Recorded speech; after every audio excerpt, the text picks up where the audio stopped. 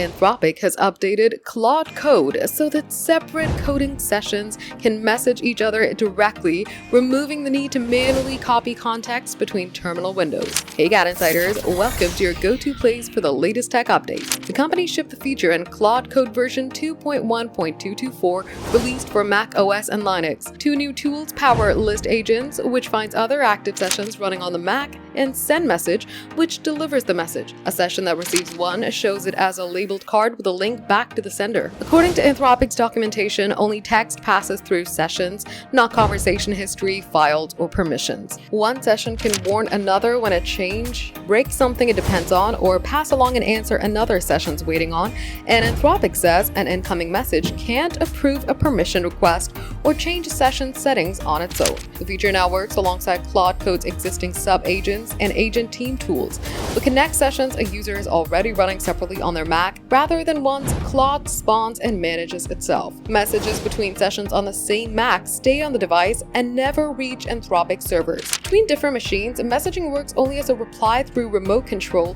a feature that connects a Mac terminal to the Claude apps for iOS and Android. Cross-session messaging requires macOS or Linux with Claude Code 2.1.224 or later, and isn't available on Windows. It was released alongside 31 other changes, including a new Claude self-hosted runner command for team and enterprise plans. For more updates, subscribe to GadInsider, like and share the video, and don't forget to press the bell icon so you never miss any update.